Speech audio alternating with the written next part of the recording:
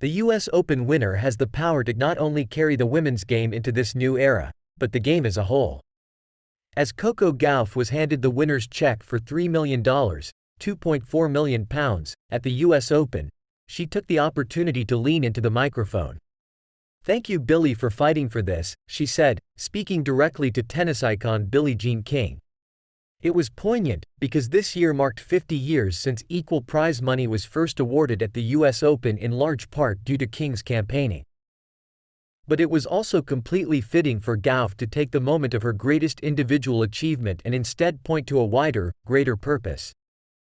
Gauff's activism and outspoken nature are the very traits that make her the champion tennis not only wants but has been sorely lacking. 4 years on from her bursting onto the scene as a 15-year-old, her climb to the top of tennis is happening at exactly the right time. Tennis has a rich history of activism. Arthur Ashe was the first black man to win a major title, was outspoken about civil rights, and was even arrested for protesting South Africa's apartheid regime.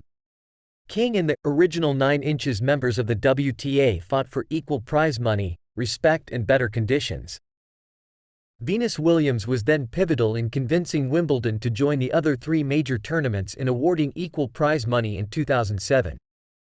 Victoria Azarenka and Serena Williams, among others, were pivotal in pushing for better maternal conditions on tour.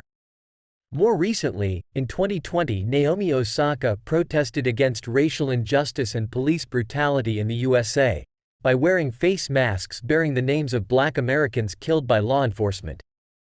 Gauff has followed their lead, and it is what has separated her from her peers in this new generation of tennis players. Aged just 16, she spoke bravely at a Black Lives Matter rally in her native Florida. Upon reaching her first ever major final at Roland Garros in 2022, Gauff made a statement about the recent mass school shooting in Uvalde, Texas, writing, "Peace. End gun violence," on the on-court camera. In her semi-final in New York this past month, her match was delayed by 50 minutes by climate activists, and Gauff's response again pointed to the bigger picture. Throughout history, moments like this are definitely defining moments. "I definitely believe in climate change. I always speak about preaching about what you feel and what you believe in.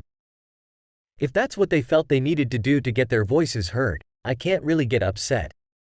Her maturity and her grace, in the face of challenges, injustices, and inconveniences, remains startling considering she is still only 19.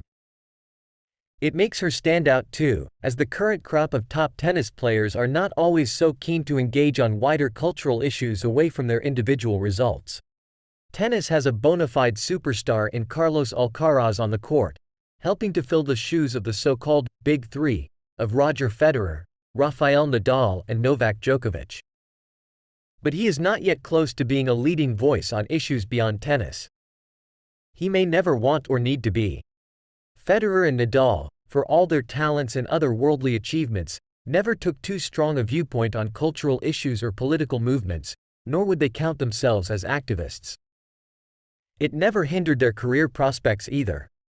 For better or worse, because of the inequalities that exist in world sport, women are expected to be the full package in order to cut through to the masses, in a way that men do not need to. Dominant players of recent times like Iga Swiatek, Poland, and Aryna Sabalenka, Belarus, have not yet achieved that global appeal despite having superior results to Gauff, no doubt in part due to the smaller markets they hail from too. But Gauff's status as a prodigious American talent, remarkable breakthrough at Wimbledon in 2019, and sustained outspoken persona has seen her speak to the masses. She credits her grandmother, Yvonne Lee Odom, who was the first black person to integrate at her high school in Delray Beach, Florida, as a source of inspiration. "She's probably the sole or one of the main reasons why I use my platform the way that I do and why I feel so comfortable speaking out," Gauff said during the US Open.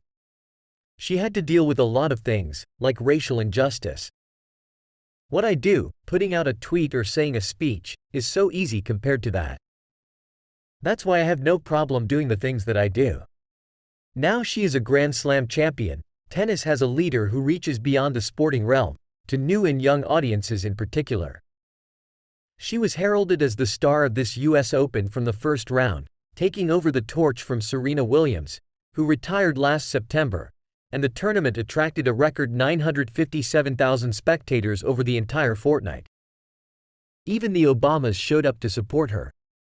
Gauff also gained 195,480 new Instagram followers and another 110,200 on TikTok following her US Open win, according to Casino Alpha. The viewing figures are impressive too. Gauff's victory had 3.4 million viewers on ESPN in the US, the most the network had ever brought in for a major women's final, and outperforming Novak Djokovic and Daniil Medvedev's men's final, which had 1.1 million fewer. Gauff has the power to not only carry women's tennis into this new era, but tennis as a whole. She is the sport's new spokeswoman, and the world will be eagerly watching and listening.